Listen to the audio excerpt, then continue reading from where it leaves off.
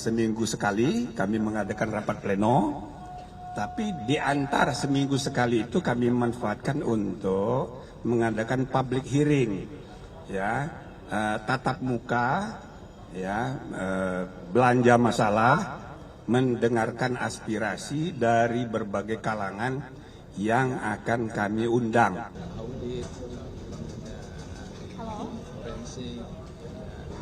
Oke, sudah ya? Atau dianggap sudah aja lah ya. Assalamualaikum warahmatullahi wabarakatuh. Saudara-saudara sekalian, saya ingin menyampaikan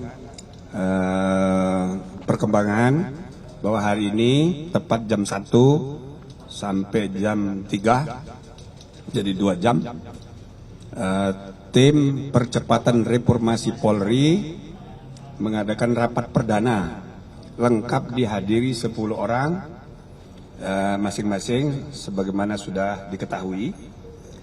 Saya sendiri, Jimli Asidiki, kemudian yang kedua Jenderal Polisi Pak Ahmad Dopiri sebelah kanan saya sebagai sekretaris, kemudian Profesor Mahfud MD, mantan Menko Polhukam, dan kemudian Profesor Dr. Yusril Ihza Mahendra, kemudian Profesor Dr. Otto Hasibuan sebelah saya.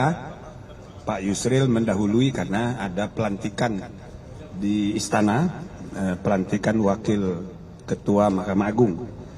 Kemudian yang keenam, Pak Profesor Tito Karnavian sudah mendahului, tapi rapat sampai habis tadi. Kemudian yang ketujuh, Pak Dr. Supratman Andi Aktas, Menteri Hukum kita. 8, Pak Jenderal Sigit Listio Sigit Prabowo, tadi juga mendahului seperti Pak Yusril karena harus mengikuti acara pelantikan di istana. Kemudian Pak Jenderal Badrudin Haiti, paling senior, mantan Kapolri, dan sebelah saya Pak Jenderal Idham Aziz, juga adalah mantan Kapolri. Nah, kami rapat bersepuluh, dan insya Allah mungkin minggu depan atau apa akan ada tambahan 1 orang, ya, ibu-ibu. Nah, belum saya sebut namanya. Ini untuk melengkapi sesuai dengan harapan Presiden supaya ada keterwakilan perempuan. Maka nanti jumlahnya tim ini 11 orang. Nah, hari ini kami membahas mengenai cara kami bekerja selama 3 bulan. Harapannya selama 3 bulan nanti kita akan melaporkan, merekomendasikan kebijakan-kebijakan yang perlu ditempuh, yang nanti keputusannya ada di tangan Presiden. Nah, jadi hasilnya nanti yang sifatnya kebijakan ke depan itu kita melapor ke Presiden. Untuk hal-hal quick win gitu yang berkaitan dengan masalah-masalah internal polisi, itu kita rekomendasikan ke internal polisi. Nah, selama 3 bulan diharapkan tim ini akan bekerja maraton. Kami sudah sepakat seminggu sekali kita mengadakan rapat rutin, pertemuan lengkap. Nah, selamat datang Pak Kapolri. Silakan Pak. Sudah selesai ya? Nah, seminggu sekali kami mengadakan rapat pleno, tapi di antara seminggu sekali itu kami manfaatkan untuk mengadakan public hearing, ya, tatap muka, ya, belanja masalah, mendengarkan aspirasi dari berbagai kalangan yang akan kami undang, misalnya kalangan akademisi di kampus ataupun BEM mahasiswa, begitu juga ormas-ormas dan jaringan LSM, ya, ini akan kita dengarkan, dan demikian juga kelompok-kelompok lain yang punya kepentingan, yang punya aspirasi untuk disuarakan dalam rangka reformasi Polri. Nah, dalam minggu ke depan ini, sebelum pertemuan hari Kamis yang akan datang, hari Kamis yang minggu depan, kami akan rapat lagi Tapi Kamis yang akan datang, sekarang Senin, Selasa, Rabu, hari Kamis diharapkan kami sudah mengadakan public hearing pertama. Khususnya kita akan mengundang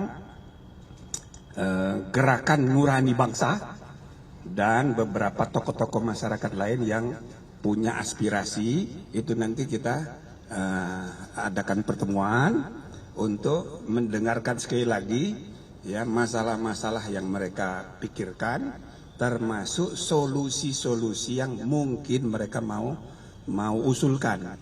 Tentu itu tidak mengikat, nanti tim akan mengkajinya sehingga selama 2 bulan pertama mudah-mudahan sudah bisa dirumuskan rekomendasi yang akan menjadi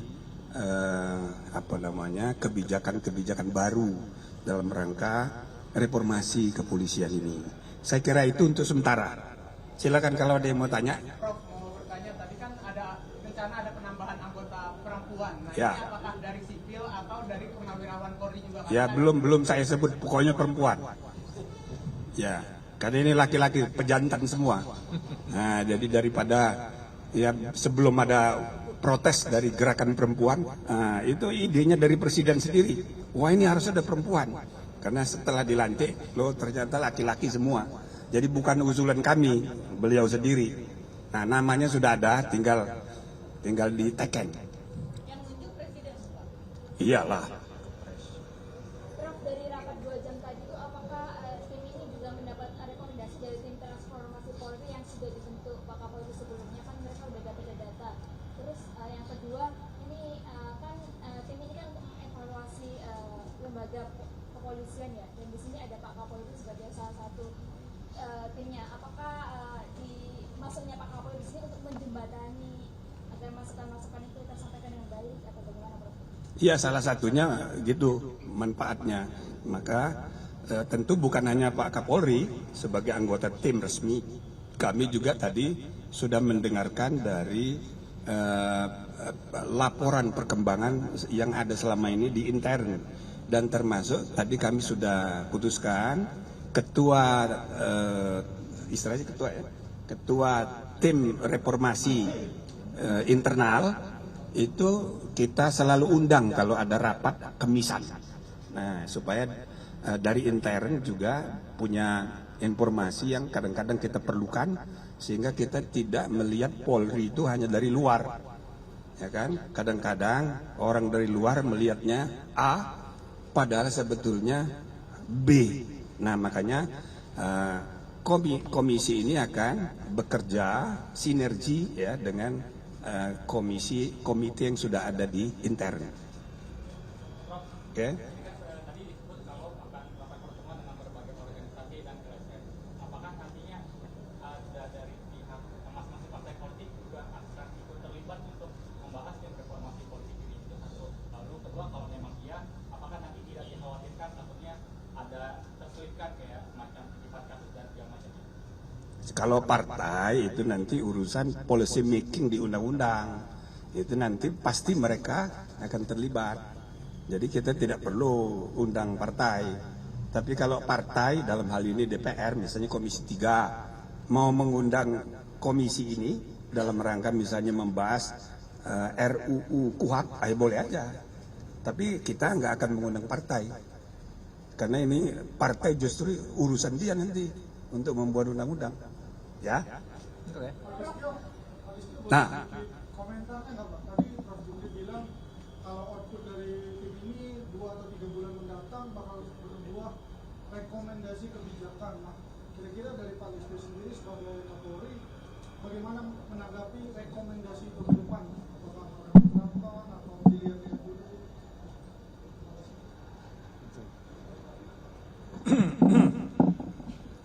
Baik, yang pertama kami ucapkan terima kasih pada Bapak Profesor Jimli dan seluruh tim reformasi kepolisian yang dibentuk oleh Bapak Presiden, dan alhamdulillah kami juga diberikan kesempatan untuk ikut, dan tentunya sesuai dengan arahan dari Bapak Ketua tim reformasi bahwa keberadaan kami di sini sebagai upaya untuk supaya bisa merespon cepat dan segera mengimplementasikan terkait dengan rekomendasi-rekomendasi yang nanti akan diberikan oleh Ketua Tim Reformasi kepada Bapak Presiden, dan selanjutnya tentu harus kita tindak lanjuti. Pada prinsipnya Polri tentunya selalu terbuka untuk menerima perbaikan, menerima evaluasi, karena kita juga tentunya ingin terus